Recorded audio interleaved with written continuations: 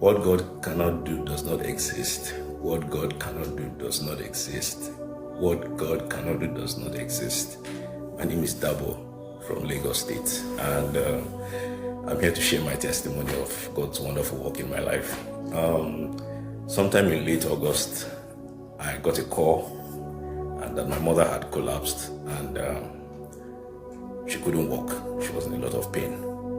When I say she literally could not walk, you had to carry her or wheel her.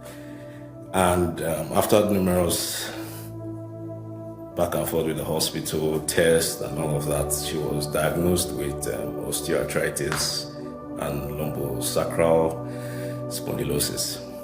Now, it might feel like it's not a lot, but it's a lot. It's a lot. Having to see your mother in pain all the time, she cannot do anything by herself. She can't walk. She can't function as she normally would. Was really heartbreaking. Now, the options the doctor gave us was she either had to be taking this injection every 3 months that came with a lot of side effects that will help. He said that would help her, but in the long run would have been good for her. But the permanent solution, according to him, would be a knee replacement surgery. It cost about 2 million naira. And in that, short term, raising that kind of money looked impossible, at the time. And I was confused. I was in a lot of turmoil about it because, can't leave her like that.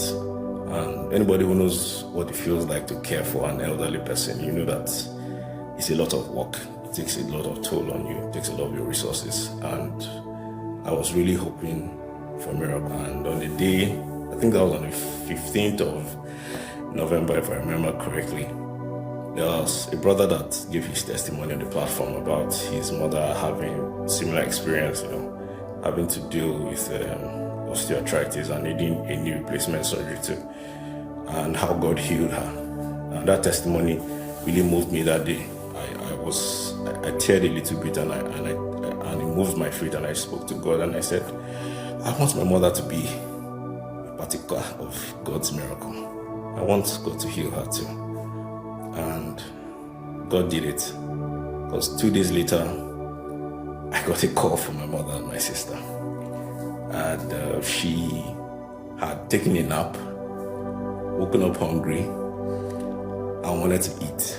She said she wanted to eat some dry fish. Now, a neighbor of hers 2 blocks away sells this dry fish. My mother got up, walked to the shop to buy the dried fish, and it was the woman who was selling the fish that alerted her to let her know that she was walking.